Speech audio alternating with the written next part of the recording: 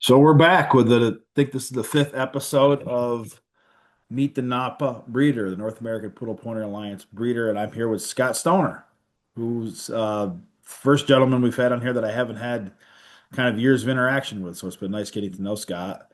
Scott, why don't you introduce yourself? Yeah, so I'm Scott Stoner. There's a silent H in there, even though it's pronounced Stoner. I'm down here in North Texas area, and I guess I've been in the poodle pointer world for 7 years now, a little over. My female is a Cedar Woods dog, my first one. She's right here behind me sleeping. And so I got into it. I guess for my 30th birthday, I wanted a hunting dog, and so I went and found poodle pointers and did the wait list thing and got into them from that. But yeah, kind of fell in love with the breed starting off then, and it's been kind of a roller coaster of speed of how quickly it's developed into breeding and training and guiding. I went from owning and operating an adolescent drug treatment center to now owning and operating a kennel and guiding hunts within the last 7 years of having Lady. So she kind of spearheaded that movement for me, and it's been kind of a quick process since then.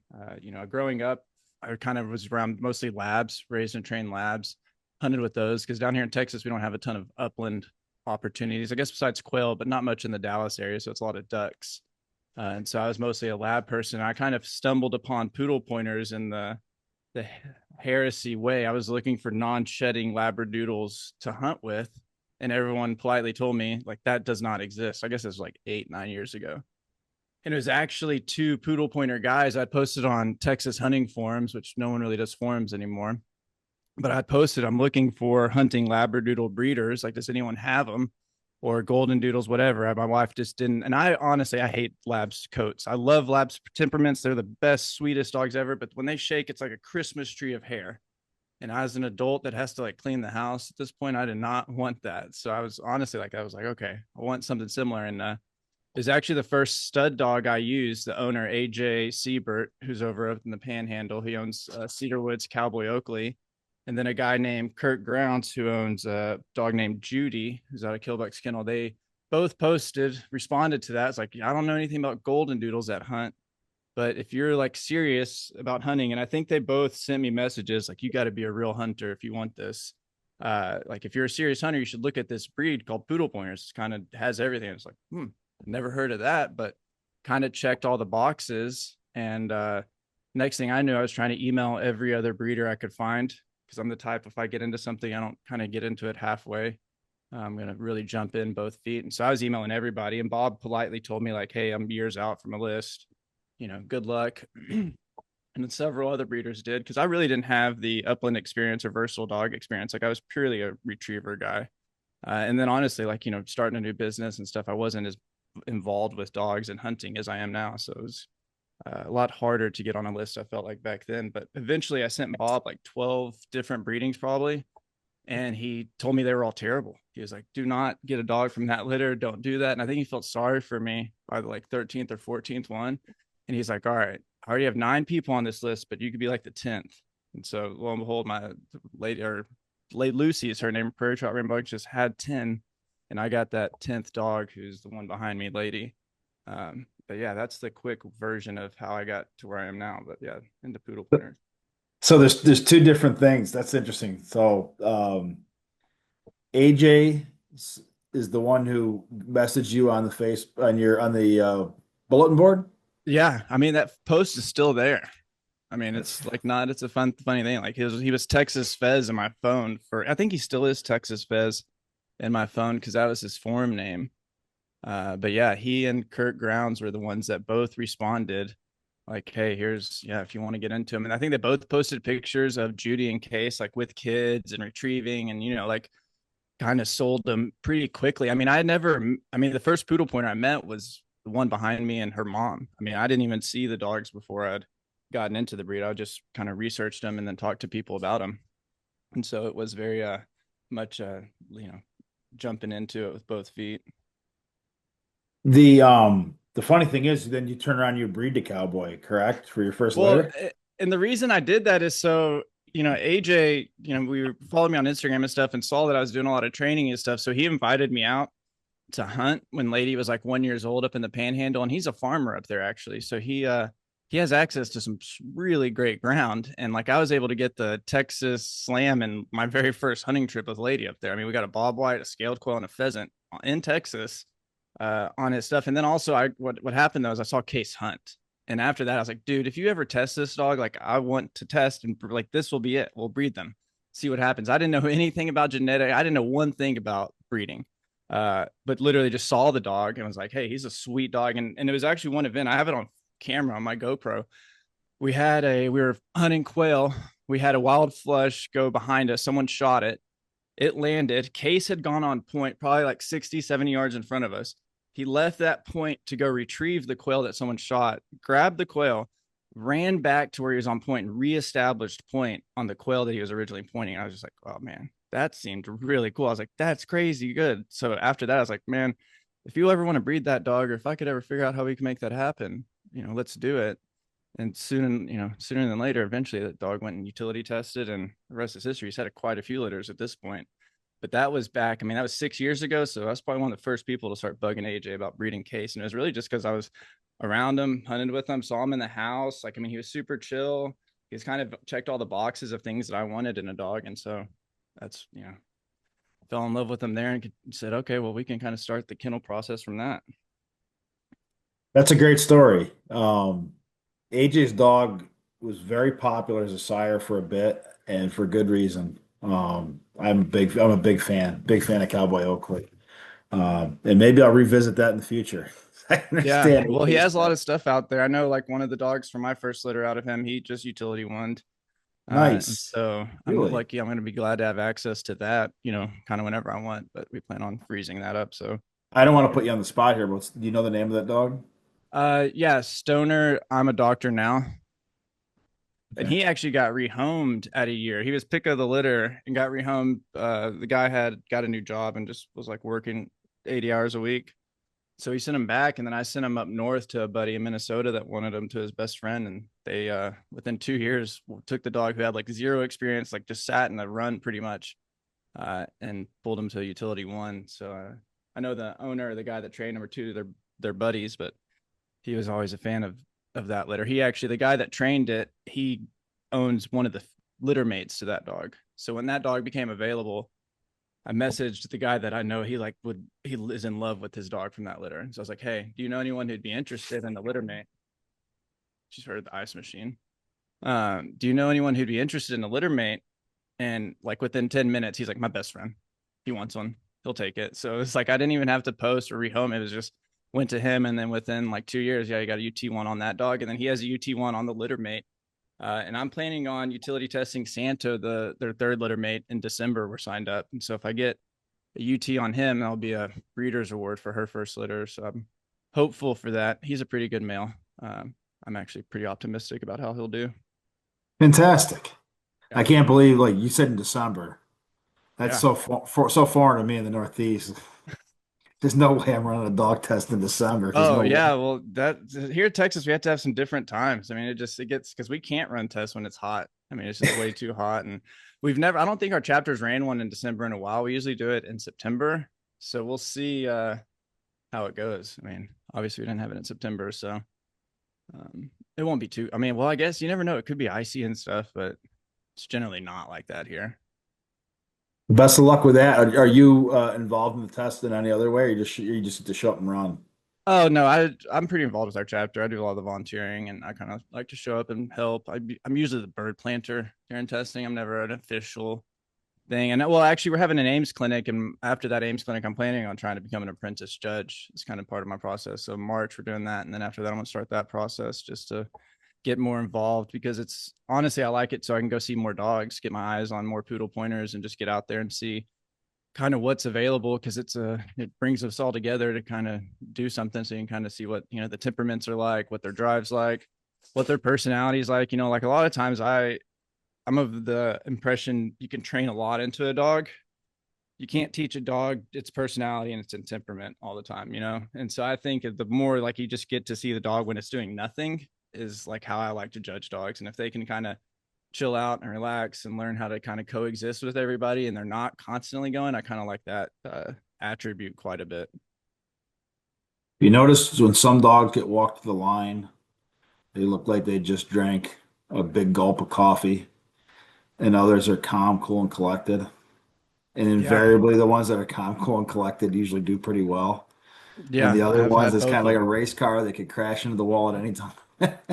Yeah, and the race car one will look pretty a lot of times. And honestly, I don't know though. They could be the workhorse. It's kind of, there's and my male Santo, I raised him more so to be kind of a kennel dog. I mean, like he doesn't like lady. I mean, like literally, she sleeps on my bed. She's never worried about a meal in her life. Santo's been a kennel dog his whole life, but there's definitely two different mentalities when they're let out of the kennel. But I would say, and that's part of like what I think you could train into this breed. It's kind of what you want to create out of it. When Lady was really young and a puppy, she went literally everywhere with me. To my office. I worked at a drug treatment center that I operated and owned, and like I would go, as in a big building, like not a high rise, but like 40 stories or whatever. And so we'd go up the elevator. So she got used to, kind of that whole just different avenue. I mean, she's flown with me, and she's technically a service dog. And then also she was my therapy dog for all the kids in my adolescent group. And anytime I would do individual sessions or have groups, I would just have her with me. And so she got really acclimated to just learning how to relax and just be there. And so I can kind of still take her anywhere where Santo didn't really get any of that privileges because I needed a guide dog. I needed a prairie dog. I needed a dog that was going to go hunt 7 days in a row and not care about it. And so I kind of raised him that way and with that in mind. And I would say, and maybe part of it's the way he was born, it's just him, but part of it I think is, due to how he was raised. And I definitely trained him a little bit more. He's more food trained, more food driven. I did a little bit different style with him. And so I think that played a role in it too. But yeah, when you say you've had that one that chugged coffee and that one that just chills, there's some truth in that. And I have it in a son and daughter, or son and mom. Yeah, So your lady's father was Lord Zeke yeah, Lazoo, Czar. I don't know how you say that. correct? Czar. Do you know the story behind Czar? Not much, like I know that he was supposed to like a really good upland dog. I know that he wouldn't take trash from any other dogs to an extent. Other than that, like I didn't know a ton about him. I've seen So pictures. so he was housed with a gentleman who was a big time chukar hunter, is my understanding. And his wife was legally blind. And when her husband passed away, like the dog became full on like seeing eye dog for the lady. I didn't know that. No, I hadn't heard Yeah. that Like story. I So don't when know he if was that's in older, a he like I haven't actually I've got her phone number. I was gonna call her and kind of get the firsthand account kind of thing. But it's pretty neat. Like I would like to talk to uh, someone who knew more Czar personally because I haven't really talked to anyone who's like hunted with them or hung out with them a ton. But I will say, like what he's produced, I've seen a lot of dogs he's produced from different females, and I like it. I'm a fan of it. yeah, that's just kind of funny. It must run in the family. Well, those are probably the only two service dog poodle pointers at No, this there's point. another lady that does it. Ugly Good. dog poodle pointer or ugly dog therapy service dogs or something like that. She has a couple ones that she takes out to daycares and hospitals and all that. I think, and I think a lot of that's just the exposure early on. So the female that I have out of the second litter from Lady, I've done similar to her. And honestly, I was kind of worried about her because she was almost too calm and I didn't think she was going to hunt a ton. But then I took her out to North Dakota for their sharp tail opener and she went crazy. I mean, she was sitting out like 250, 225 and was nuts. I mean, just it was I was pleasantly happy about it, but honestly, I was like, man, she's going to maybe be too calm for me to even want to breed into my program because it just didn't seem like it was there. But no, she just saves it for when she's out. And so she's kind of, yeah, I'm excited about her and see when she kind of develops in. I guess she's like 16 months. And I've trained like 5 of that litter, so I've gotten to kind of see them all develop and see how they've all kind of turned out and their strengths and weaknesses. And that's been neat. And even like with her first litter, when I go up to North Dakota, I'm hunting with 2 or 3 of Lady's dogs from her first litter, plus litter mates from Lady's own litter. Lady's mom went, Lady's brothers. It's kind of like you get to see what their whole gene pool looks like and the difference in them and how they're all similar and stuff. And so I think that's kind of a cool part of it too, is really noticing what the lines are, what the families look like, I guess, to an extent, and kind of the differences in them. That's a good segue into your training and bird camps. When did you start professional training? What's your background in that? So professionally, I guess in the fact of getting paid for it, Like 3 or 4 years, maybe. I went full time, like not quit my job. I still work as a counselor 1 day a week, but stepped away from my practice and running that and doing any part of that in March of this year. So I guess 7 months. And we're currently looking for property to kind of open up a kennel because right now I do it out of my house, and it can get a little crowded. So I've limited myself to just 4 dogs I'm training at a time. So I keep it pretty small.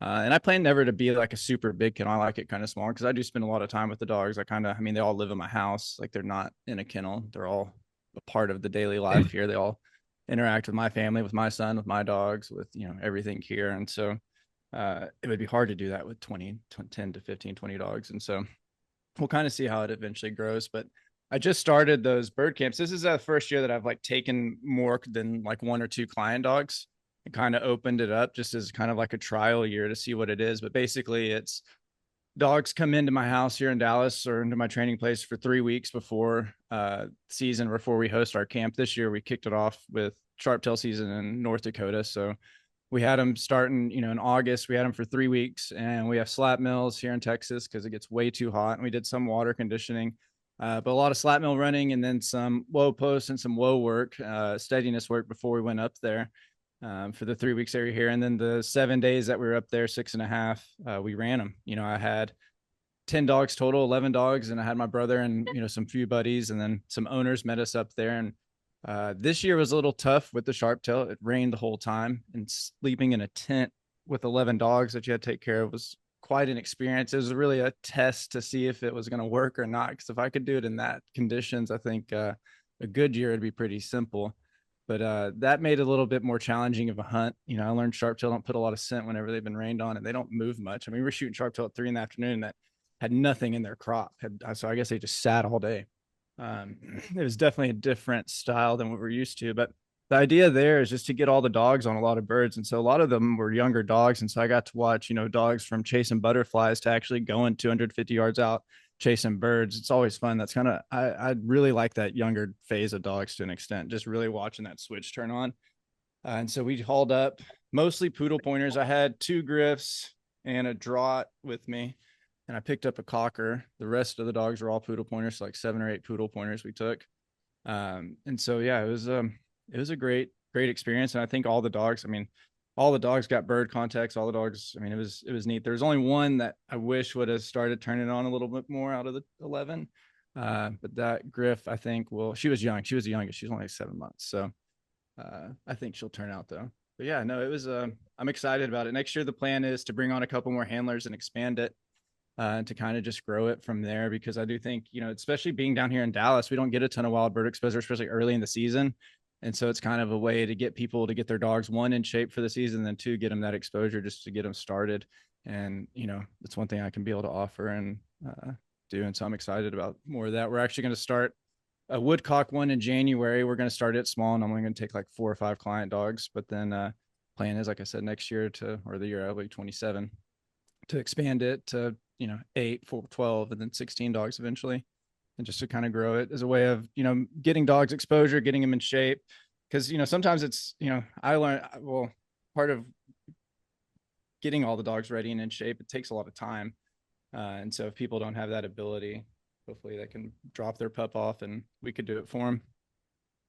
You were telling me before about what your average a day woodcock, I guess in this point wouldn't be hunting. It'd be maybe it's hunting. I don't know if the season runs that late down there or not, but certainly putting your dogs on woodcock. How many birds you guys find in a day? Yeah, I mean, 60 is not an obscene number. I mean, and we flush, and sometimes it's hard to keep track because there'll be groups of like 5 to 7 to 8 of them just pop up, and you can't even see however many there are. And that was a great year. And I guess I've only been doing the woodcock stuff 2.5 years technically. Kind of got in on it at the very end of one season and then did two. And so my data pool is not huge from it, but I do know in the years I've been doing it, it's been really great. And so that's something that I'm excited about doing because down here in Texas, it's not really a huge deal. I mean, I grew up hunting here and didn't know about woodcock hunting until 2 years ago. And so I think it's kind of a untapped area to an extent, and it's national forest. I mean, it's huge pieces of property. I think it's like 120,000 acres. And so it's like, it's kind of hard to feel like it's going to get pushed out because I've never hunted that big of an area. And so no, I'm super excited about it because I think, yeah, it's you're walking around, it's nice and cool.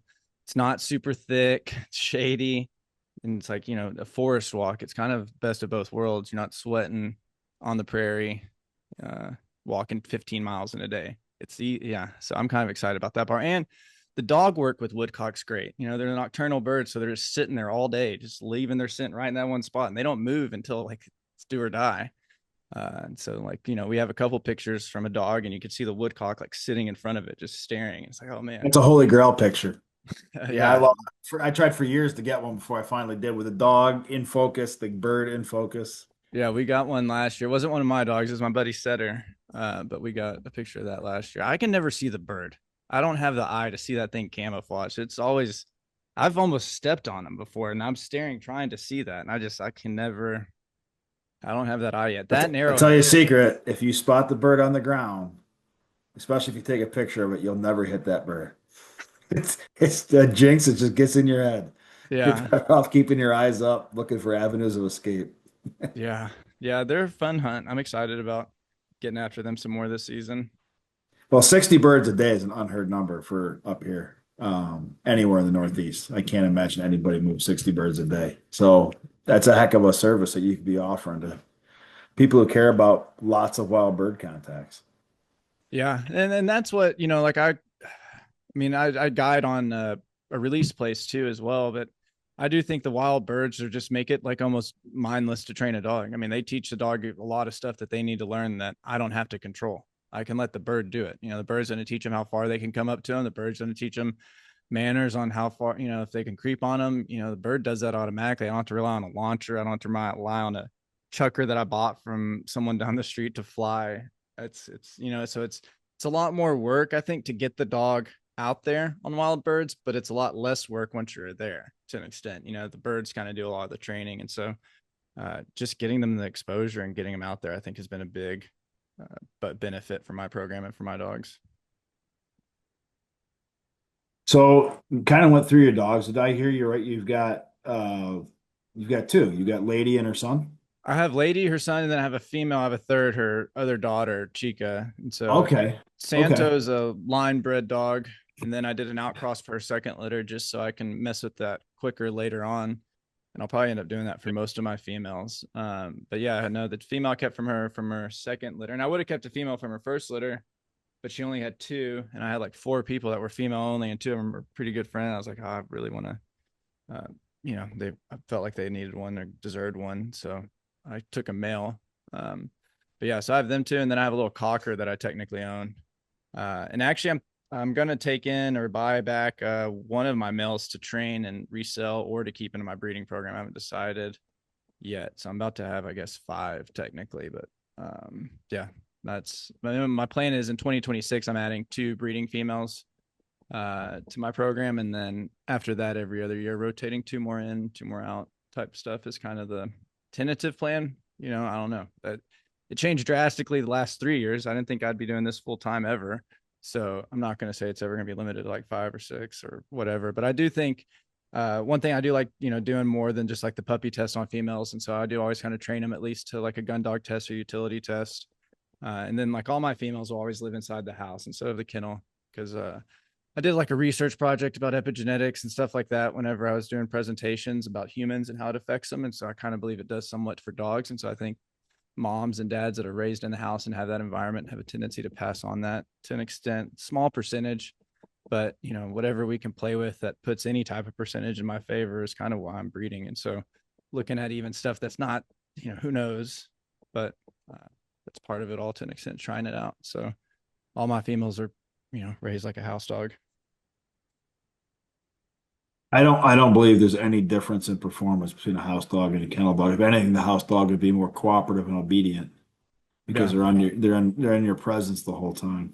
Yeah. I'm glad to see a lot of that old thinking is going away where you have to keep the dog in the kennel.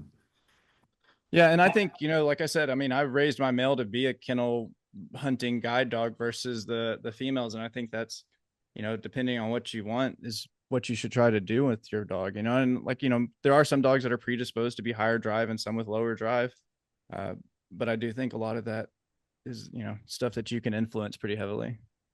Hmm.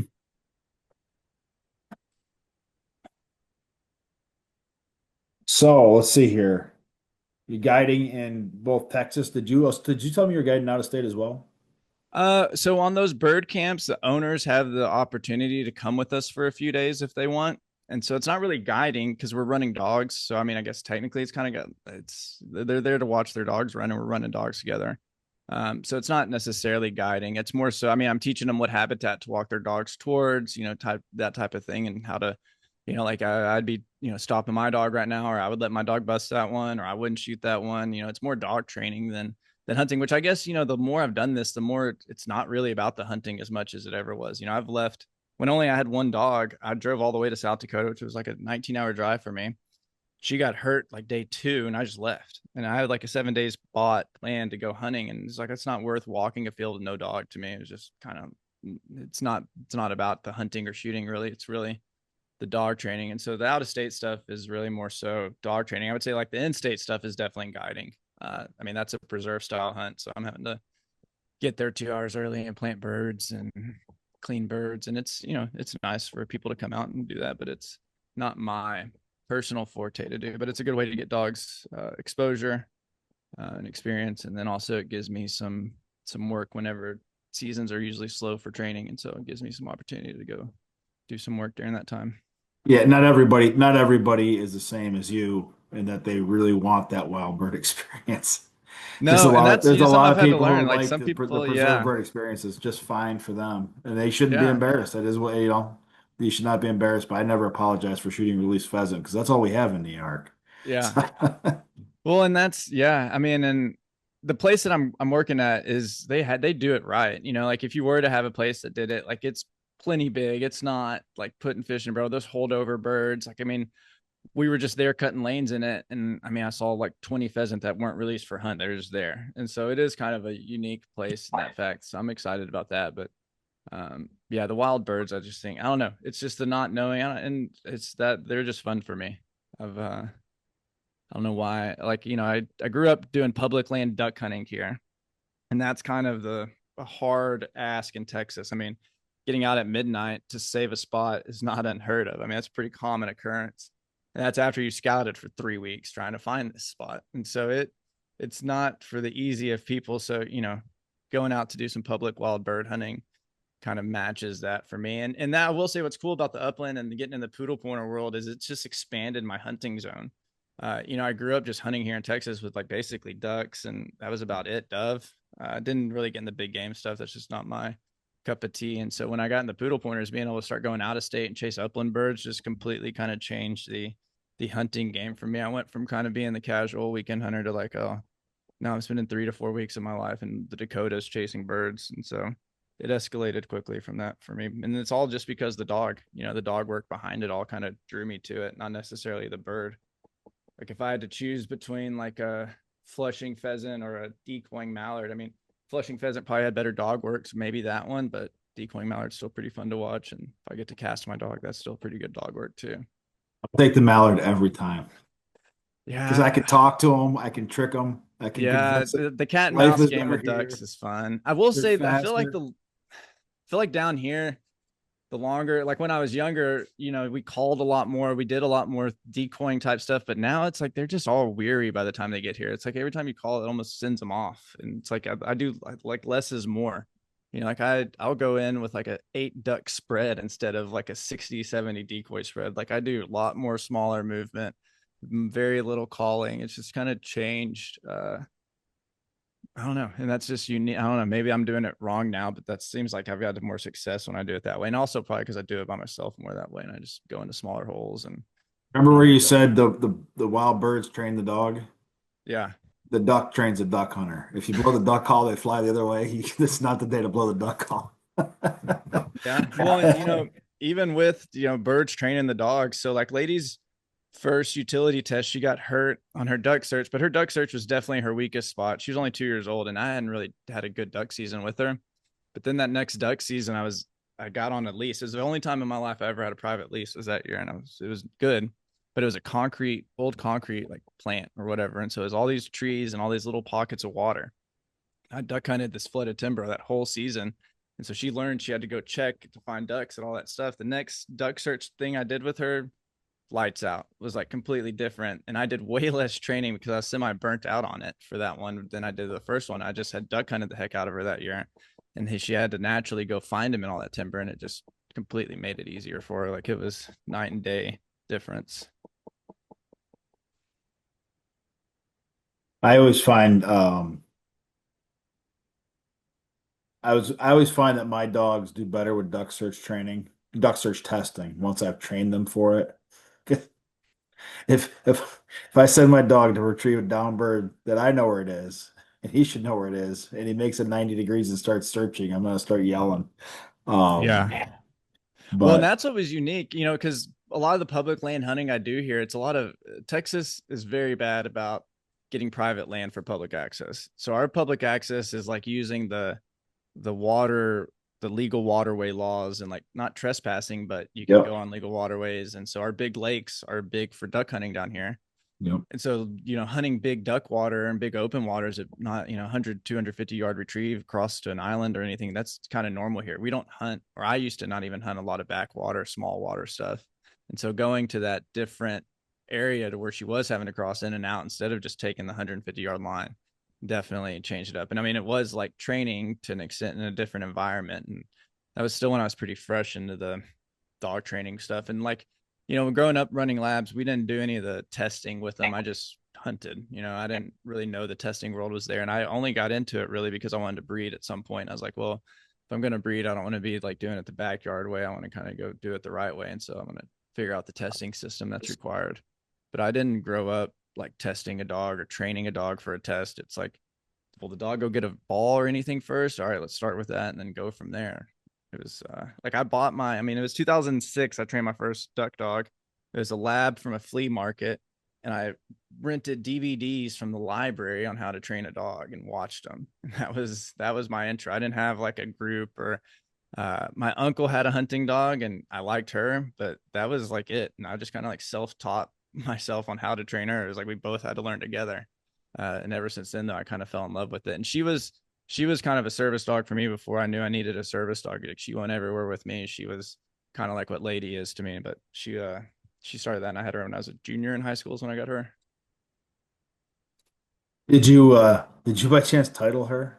That would be amazing. That would No, be an amazing story. she was a flea market lab. She Yeah. wouldn't even fetch a ball when I got her. Like I trained her to fetch by I would throw a ball, I would run after it. She would chase after me, and eventually I stopped grabbing the ball, but I would grab the ball and run back, and she would like chase me doing that. Eventually, I'd stop grabbing the ball, and then she would pick it up and start doing it. And that's literally how I started teaching her to fetch. Was like a 16, 17-year-old version of Scott doing that in the backyard. And eventually, she would never do like a blind.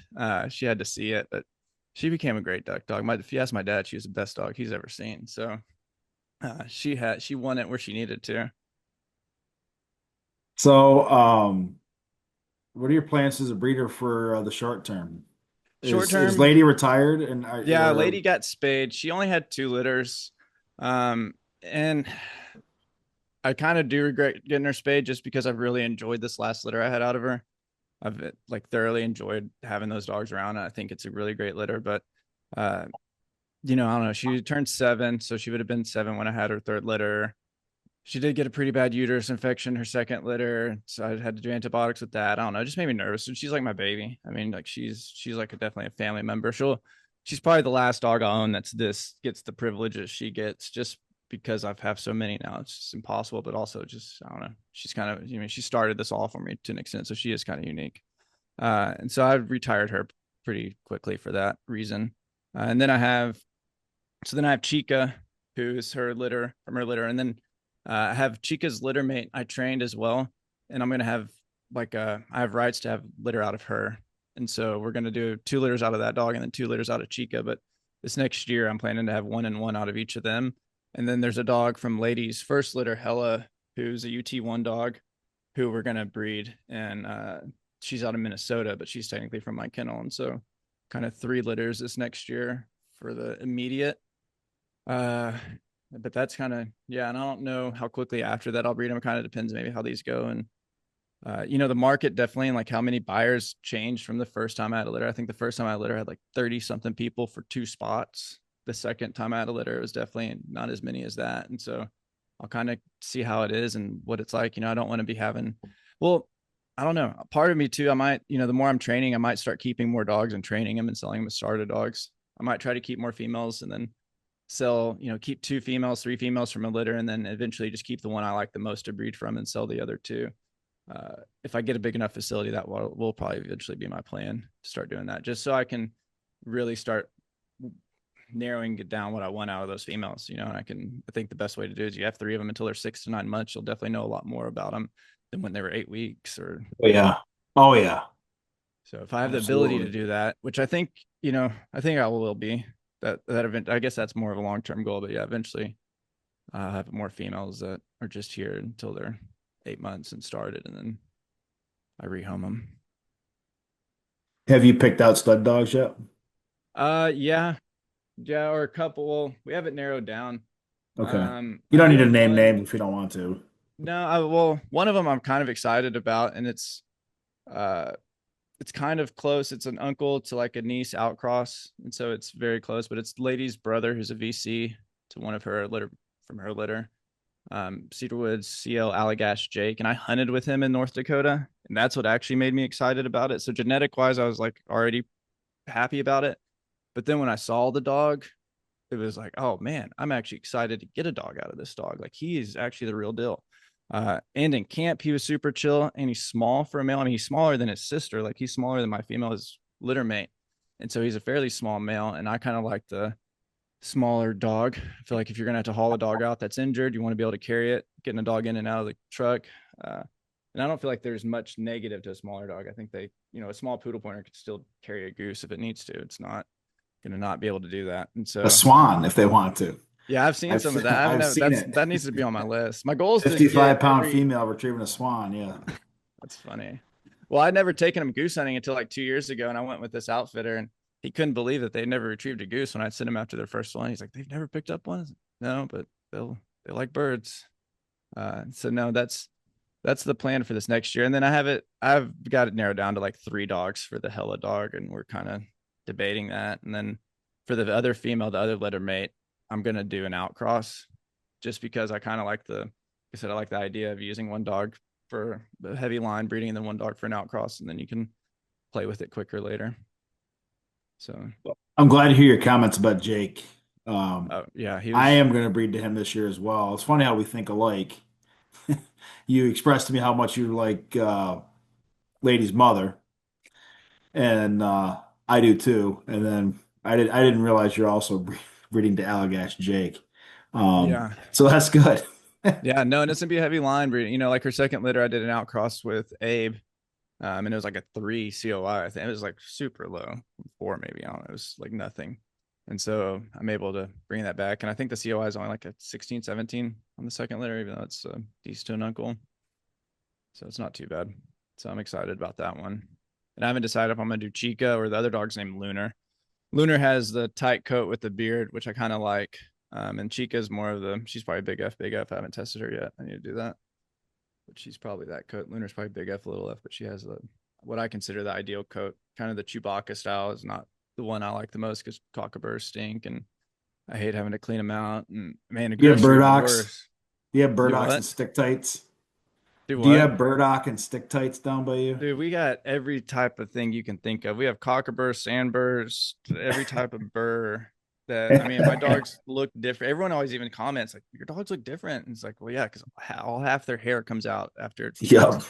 And Their beards, it's especially. Yeah. yeah. And so yeah, we have a lot of that down here. I've gotten great at wrapping feet after they just get torched with it too. I mean, cactuses too are a big thing here. Oof. And they get all up in their skin and coats. Yeah, yeah, that's one disadvantage to the bearded dog is the having to deal with that.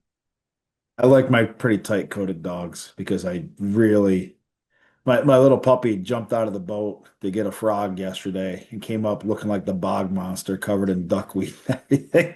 And Yeah. she shook off and I haven't even given her a shower or a bath and she's just in the house. She's fine. She doesn't smell at all. Yeah. Uh, No, I've had it to where like my male's ears are stuck to the top of his head. Like you can't even peel them off because there's just so many cockaburs. I was in South Dakota that happened. But yeah, no, it's not pleasant. So yeah, no, one of the females has a really tight coat with the beard, and then I'll probably breed her to Jake just because I want coats good out of that litter.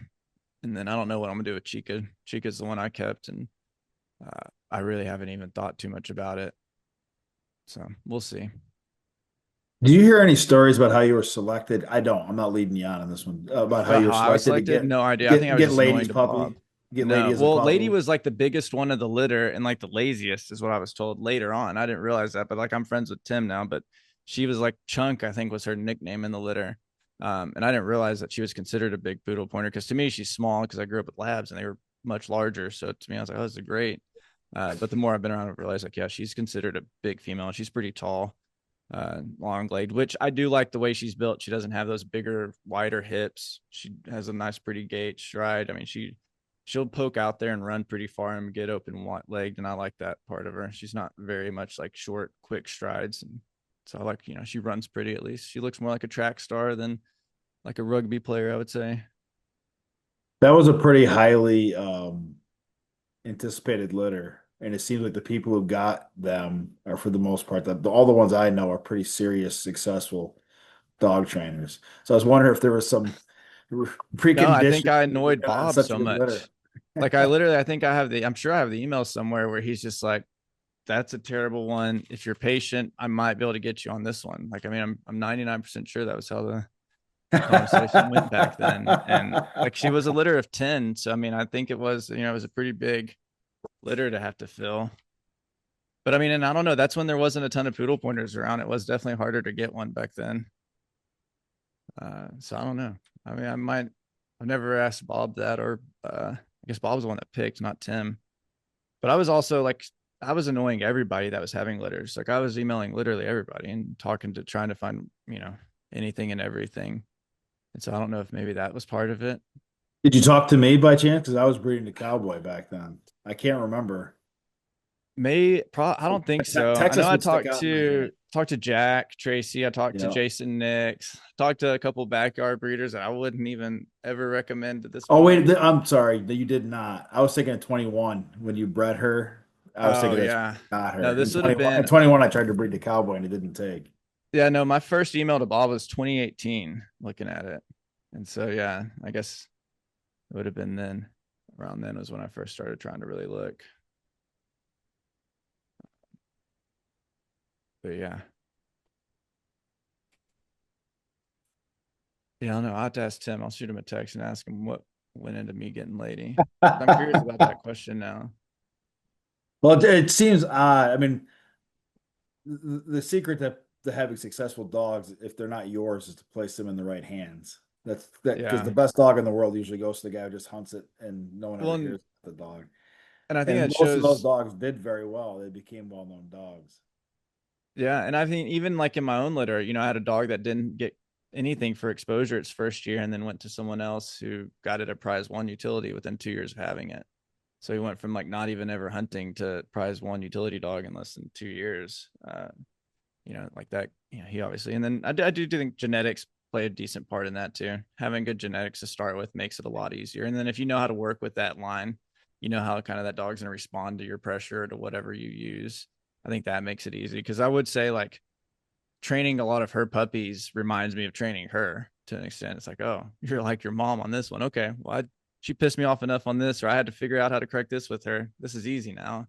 It's made it a lot more fun, actually. It's like, oh, you're going to refuse that. Oh, that's fine. I'll get you through it on this way. Because, there are definitely nuances to every dog, but I do think having the same lines helps a little bit, makes it a little easier. So, is there anything else you want to talk about? As far as like the breeding side of it, I do Yeah, think as far as what I'm working on as a breeder, like I do think would like to try to improve coats, and really get consistent coats in my dogs because I do think coats play a decent part in performance. I notice if a dog has an open coat or has bigger feet, their feet get worn out, their legs get chapped up, things like that. So I think, for me as a breeder, I'm working on coats and I really like the calm temperament in dogs. I really like a dog that can chill out in the house and that can relax. Cause like I said, I think you can I can train a Chihuahua to fetch if I need to at the end of the day. You can teach a dog a lot, but you can't teach a dog to just chill. And so I think a lot of what I am breeding towards is that off switch, And obviously I'm still going to always test the dog and make sure they're a hunting dog. That's always there, but it's one of those that's a given. What else am I kind of doing on top of that? I like the idea of pursuing more so the off switch and the code idea for kind of my future as a breeder, I guess, to an extent, or what I plan on doing. But yeah, other than that, I'm trying to think of anything breeder wise. Are you taking clients for your bird camps next year? I haven't Is it too started a early list. I've yet? had people asking. I haven't even thought to really open it up. I mean, I might not. Let's open it up when I do. I think it'll be good next year. I had, it was filled up pretty quick this year. I had a lot of people interested. And I had a lot of people even say like, "Hey, this year my dog's not the right age. Next year they'll be ready."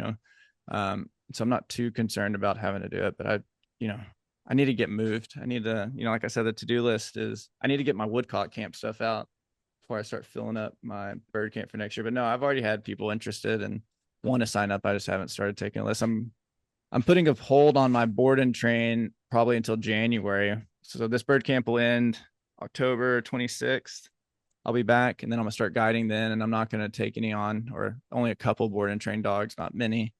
So I can get moved and like really kind of open our kennel, because we're looking at like 2 or 3 different properties right now and we're trying to get pursuing that, but it's hard when I got like 8 dogs I got to run in a day and trying to prep for this Yeah. camp. And unless you can see, my office is just like a mess. My dining room table is covered in all my camp stuff. Like I got ammo everywhere. I got all sorts of dog training gear, because it definitely makes it a bigger operation going from 3 to 11 dogs when you travel. I mean, it's like a commercial thing. I mean, like you got 11 mouths to feed, ones you're responsible for. I mean, it's inevitable one's going to shit the kennel during that 8-10 hour drive at some point, or pee or tear it up, and so you got to manage all that stuff. And so that was, I was really lucky this year. No dogs got hurt. I think next year I'm going to make it mandatory every dog has insurance, just because I get paranoid about that. And I found a semi decent insurance for cheap. It's not that much. And so I think I was grateful this year no one got injured. We did have a porcupine pointed at 2 feet from the dog's face. That was a fun moment. I mean, just, those clinching moments. And it was my brother's dog, thankfully. So if something would happen, at least it wasn't a client dog. But even like on a serious note, 2 days before, or the day I was driving to camp, I got there the next day. One of the dogs at our camp got shot by a gentleman who didn't know. I guess he didn't see the flushing dog, and he took a super low shot that shouldn't have been taken, and put, I think, 6 or 7 BBs, and it was a cocker. And she had to go get like emergency surgery, grazed her liver, went into her gut. Like it was touch and go. She's going to be fine now, but it was touch and go for a little bit. And so, I don't know, stuff like that definitely is, yeah, a How fear do you I'm shoot it? How do you always, shoot an English cocker spaniel? you take It's a not like they very jump 6 feet irresponsible in the shot. air. You take a super irresponsible shot. You take a shot on basically a bird that's on the ground. I mean, Yeah. that's how you do it, which is not and it wasn't, yeah. I mean, and the guy was super nice, and it wasn't like, he's not like trying to, I don't know, it was a mistake. He definitely understood it was a mistake. Uh, it's one of those, I'm glad I wasn't in his situation. I'm glad, I don't know. It sucked. It was definitely unfortunate. I'm glad the dog's fine. Dog's name's Mango. It's a super cool cocker. And I picked up a cocker that looks just like it, little blonde cocker. I don't know if you've I ever saw been the around video of those that dog dogs. online. Yeah, I don't know if you've ever been around them. They're super sweet dogs. They, They're, they anybody who doesn't like an English Cocker Spaniel's got something wrong with them. They are the or they've been around cutest, most something that just busiest. wasn't trained. Because They're if they were busy. They're fun. They're always happy to crazy. see They'll go you, dock diving. They're a lot of fun. I might need to do that. Mine loves water. She's the reason I got a hun on this last trip. I mean, she's only like 6, 7 months, and there was a hun that I had shot, and I mean, it went in like 3 foot of wooded pile. Like, there's no way I'm finding it, and my dogs weren't even near the situation. And she was able to get down in there, and she grabbed it for me, and I was just like, "Well, you paid for yourself on this trip and that first little hunt. That's sweet." Yeah, so now I'm excited about. And I got her this year because I'm going to be guiding a good amount, and so I needed to have a flushing dog because they make you, it's required if you're doing the pin race stuff, because those birds always don't flush, and sometimes they'll run if you don't have the dog. So got to utilize them there. And actually, she'll be fun for Interesting. woodcock hunting this year too. I think she'll put some up. As far as the prairie went, I was surprised how much she kept up with me. She just sits around closer, a lot closer, but she walked as much as as much as I wanted her to. So I'm excited about doing that. And I've never trained a pure flushing dog, trained retrievers, but never like real flusher. So it's going to give me kind of that opportunity to add that to my list. You're gonna teach him to be steady to flush, stop the flush. Yeah, stop to flush, and then I'm gonna force fetch her to an extent. She's got kind of a hard bite, so I need to fix that. Um, but yeah, no, I'm gonna teach her to stop. I know I might teach her some like casting because I know like I know when they test they do casting, and like whistling. So I'm gonna do some of that just because I do think I'll need that for guiding. Like I'll need to be able to tell her like, hey, I know there's a bird in there. Go to this area. Because eventually, yeah. So that's the plan with her. And I don't have the time right now to go run her in like HRC or anything. I don't know. If I run one of my dogs in HRC, I'd probably run her just for fun because I think it'd be kind of interesting to take this little bit. Like she looks like more like a wiener dog to me than a cocker. Like she's pretty long and short. Hmm. Um, so take that dog and go run with a bunch of labs. I mean, she would definitely be able to do the started, which I've done that with Lady, like seasoned HRC and started HRC. That stuff's fun, and that stuff's popular down here in Texas, but it's purely a lab game. I mean, that's all Labradors. There's not many bearded dogs. Like I think we were probably one of the only ones there. I was in a retriever club back 2004, maybe 2005. That was a long time, but back then, I actually scratched that. Yeah, that's right, about 2005. And everyone thought my dog was that Labradoodle Yeah, I get that. until it swam. Yeah, no, I get that question a lot.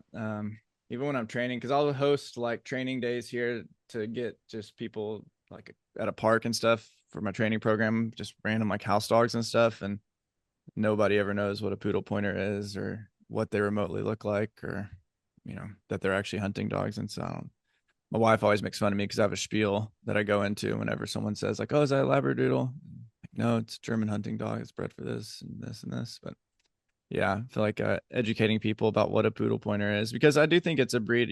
Ultimately, if we want the breed to like get better, growing it's a part of that. And so I think getting more people involved with the breed and getting to fall in love with the breed's going to expand it. And that's what, as a breeder, I'd like it to get expanded so we can make it better at the end of the day, get more people involved with it. And so I think introducing people to what it is and finding those people who are serious hunters or want to be hunters. And that's one thing as a breeder, I feel like I'll give a newer dog owner a chance to own a dog per se, because especially if they're willing to want me to train it, especially like these bird camps and stuff, because I can kind of get the dog pretty much started on a really good path. If started a program in a bird camp by the time it's 1 year old, if the owner is willing to send it to me for that. And so I feel pretty confident that if I get a dog done through that and send them back, it'll probably make the person like what I was. If I get someone who just likes duck hunting, and then all of a sudden I give them this dog that can open the world up to them, they're probably going to like it like I did. So I've kind of, given some of those. And I have had guys that, they're going with me to North Dakota, South Dakota this year, next year. They just got a dog and they didn't never do any of that beforehand. They only did some duck hunting. Now all of a sudden we got a troop going up there with, all their poodle pointers. And I kind of like that part of it because I do think, the therapist side of me always would recommend getting hobbies to people. I worked as a drug counselor for a decade, and a lot of times I would honestly see a lot of people who just didn't have anything to go do. So I'd be like, well, why don't you work and you go home? That sounds pretty miserable. I'd probably drink if that's all I did for fun too. And so I think, having a dog and having something to go do. And yeah, it's kind of a pain to have to go run them 10 to 15 minutes a day. It's also kind of good for your mental health to get out of the house 10 to 15 minutes a day. If you have something that forces you to do it, I mean, go do it. They're going to be upset if you don't. And so it's kind of, not always a bad thing to have something that motivates you to get outside. And so I do think, they can definitely play a role in that. And Lady played a role in that with me. Like if my alarm goes off for a duck hunt at 4 o'clock, she wakes me up. I mean, she sleeps in my bed. She will literally put her face on me and be like, I heard it. I know your stuff's ready. Like, let's go. And so, just that alone can even motivate me. But like the motivating, if you don't want to go walk a dog, that type of stuff, get your dopamine going. And so I think there's a lot more to dog ownership than just having a pet to an extent. You kind of go from a pet owner to a handler whenever you get a trained hunting dog. And I think teaching pet owners to be a handler is a big thing that I like to do. Very nice. It's very nice. Are you up at camp right now? Did I No, hear you? I'm Did I hear leaving you the right? 16th in 11 days. Okay. So next week, Okay. Next Thursday, my brother and I are gonna haul out. We'll probably leave at like 3 or 4 a.m. and get there. And I'm not camping this time. I got an Airbnb, so I'm excited about that. I'm staying in a much bigger city, so I won't have to drive 45 minutes for a grocery store. Uh, yeah, so I'm more excited about this camp. We're gonna be up there, I guess, during pheasant opener, but I'm mostly targeting chickens and sharp tails just because I like that work Oh, for younger dogs a lot better than pheasant. Pheasant will be something like 4 in the afternoon. We're done with chickens and sharp tail. Like, let's go find a few pheasant for our older dogs. is that late in the year for sharptails? I've heard they get really wild. Um, I've had really good luck with them that time in the year because if you get the crops coming off, they really have to concentrate. Chickens, I mean, chickens like the prairie. They also like an easy meal next to agriculture.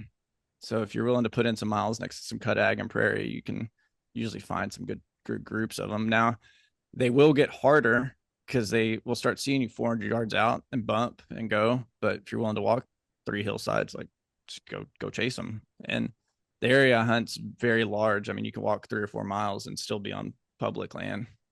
So it's like kind of how bad do you want to go chase after them? Like the first year, I didn't realize that's how you hunted them, and I was like, "Oh, guess those are gone." Well, then the next year, I was by myself, and I was like, "I ain't got nothing else to do. Let's walk." I know there's birds in that direction. Yeah. Yeah, I was like, "That's my best shot." So, shoot, we went off walking. Well, lo and behold, that bumped them. They bumped again because they saw you. Well, eventually, they stop, and you get the right thing. I mean, like that's I guess I was talking to someone and they're like, you know how humans like survive? They just outwalked everything. Eventually, like you That's can right. outwalk any animal. So Yeah. eventually, I guess they just kind of chill and they get so tired they calm down and sit down. Or most of my best chicken points have been over. You're coming over a hill, the wind hits it, the dog reaches a hill, they stop on point, the chicken's right over the hill, the chicken sees you as you walk over, and then that's I mean, I feel like I've had more of those happen than anything. And so if you chase them until that can happen, and then you get your shot. I don't know, but I've had luck in that time. I've never been up there super late. I've been up there once during November, but that was my first time and I didn't know what I was doing, so I was only chasing pheasant. But ever since I've been up there in like October or September, I've had some pretty good success.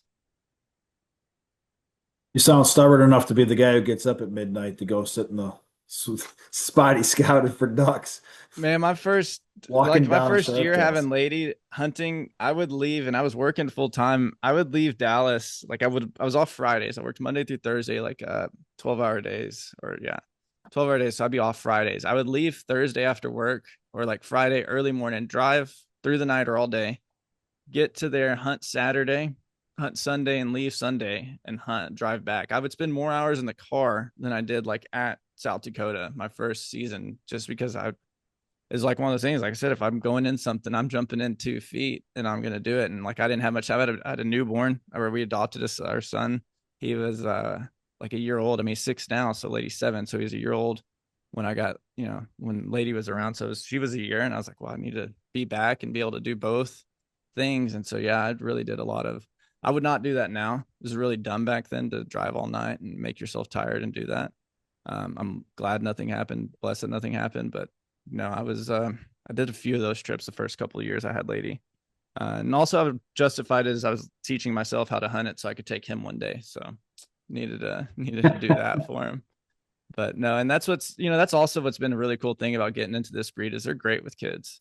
My son plays an important role with all. I mean, like I've watched him ride these dogs like a horse whenever he was younger and didn't know how to handle them, and they've never responded in a poor manner to him. Like I trust even all the ones I train in the bred, like he's been around them at all times. I've never had the extent that they're going to be aggressive or mean or anything like that to him. And so that's been one cool thing too about even going training full time is I get to be really involved with everything he does. And I'm definitely a full time dad, and I like that title probably more than dog trainer, counselor, or whatever else I got.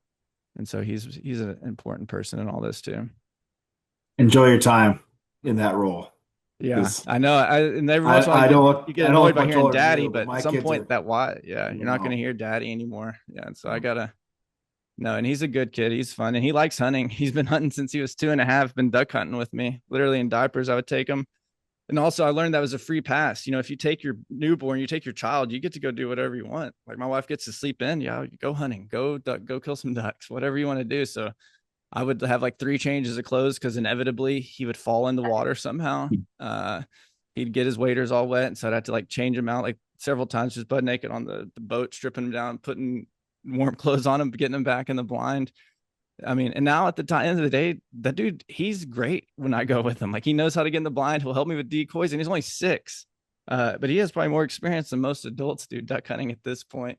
He's called in some ducks, and it sounds really dumb, and I'm not being sarcastic, but literally, it was me and my buddy. He just starts like it is a terrible call, but not after 30 seconds after you do that, three teal just shoom, dive bombed in our decoys. Like, well, I don't know, Eli. Sounds like you did that to me. So uh, he's fun, and I make it fun for him. Like I'll take dinosaur action figures out there and hide them, so he has to go fossil hunting. I always bring breakfast to cook for him. My dad did some of that stuff for me, like not the fossil thing, but breakfast, and kind of made it fun. And having the dog makes it fun. And I kind of let him go explore and do all those types of things, just because it's what I've made me fall in love with it all, and made me start the dog path. And kind of, like I was saying, having hobbies and things that make you joyful, it's all part of developing that at that age. And so I would enjoy that part of the dog training and breeding with that, because I get a front row seat to do that with him 24/7. That's a great story. Thank you for sharing that. Yeah.